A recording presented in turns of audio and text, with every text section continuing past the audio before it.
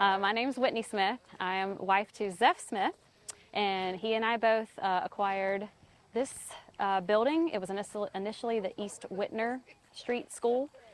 We acquired it in March of 2020. It was built in 1913 and operated as a school somewhere between 1970 and 1980. And we have now started a nonprofit called the Cleo Bailey Experiment. And our long-term goal and hope is to kind of revitalize the building back into service of the community. But our first initiative, especially since right when we got the property, COVID, of course, hit. And so we started with a community garden. We now call it the Oasis Garden. Yes, over the 3 years since we started, it has just really blossomed this year. Right now we have squash, zucchini, watermelon, cantaloupe. We started a pumpkin patch in hopes to provide jack-o'-lanterns for the kids in the community this fall.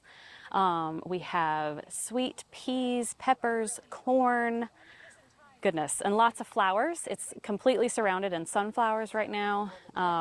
And I know there's more that we're growing. Tomatoes, an apple tree, yeah. I believe we have a peach tree. Yeah, lots going on. Garlic, herbs. And what's the goal for all the stuff you're growing here? So we want it to be provided to the community because this is definitely a food desert, an area of food insecurity.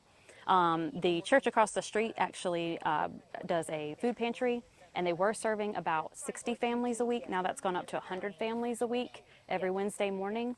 So they were providing lots of packaged goods, and now we're available to provide them with fresh produce to add to those food boxes.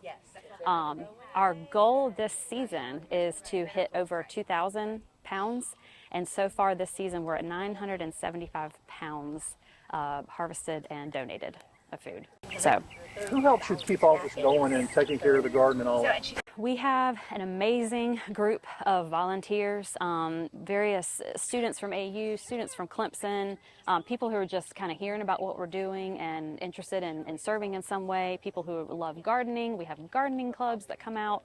We have church groups that want to get involved. Just a whole host of folks. But yeah, we have two women right now who are out here, I would say, if not every day, almost every day, just keeping it maintained, mowing the grass, picking weeds, helping harvest. We also have community members who, in addition to the food pantry, will come in to get maybe their needs, some zucchini or some blackberries, whatever it is that would be helpful for them that week. But then they also have some spots in the garden where they can grow their own food. And so our volunteers also assist them with their gardening. They can have their own little small garden within the garden. Yes, absolutely. And that's what we want. We want this to be a place where they feel welcome. It's theirs, it's not ours. So yeah, that they can grow what they need. It's definitely What response have you gotten from this area, this community? It's been awesome.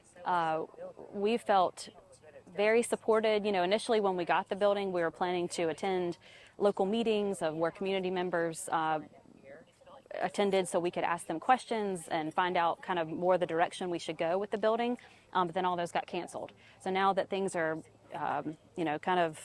coming back to life a little bit since COVID, more and more people are coming in. We've had events across the street, partnering with other nonprofits to where we do like a back to school event, give out supplies, haircuts, fun events for the kids over the summer. And so through those events, more and more people in the community have come into the garden and we've gotten to know them and talk to them about what we hope to do. And how can the community help what y'all are doing? How can they support you guys? So honestly, we always try to tell people, even if gardening is not your thing, it's not my skill area, that's okay.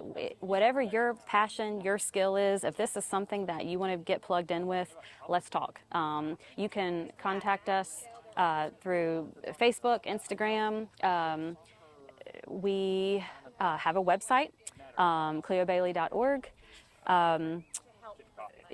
Certainly we are always welcoming donations.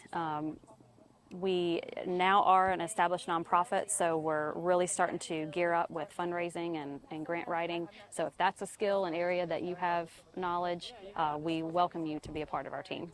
And you invite groups out. You got a group here today. Invite people to come out and see what you're doing. Tell people about that. Yes, absolutely. So today we have the Holspire Healthy Anderson chapter under United Way. And we, a lot of times we invite people to come out, take a tour, hear about what we're doing.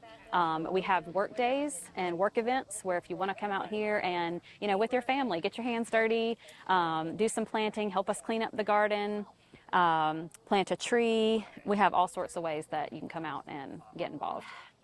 Although this is an area that we are working on because we want to be sure that we are reaching, you know, a wide community, I would say probably Facebook. We try to, or Instagram, we try to post pictures and updates and work days, also the website. But yeah, we can share maybe our contact information in this way as well.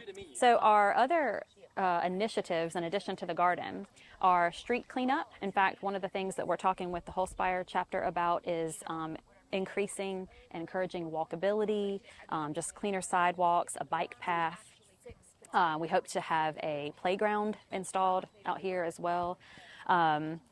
One of the things when we were talking to families that we heard quite often was they would love to have a safe place for their kids to come after school, over the summer, safe recreation.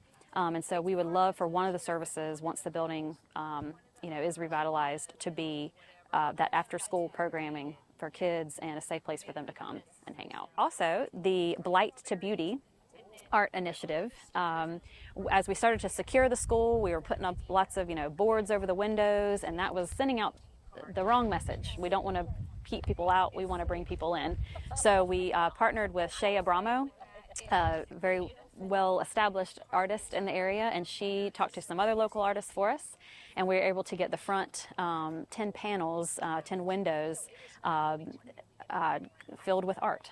And they ended up donating all their time and materials, which is amazing.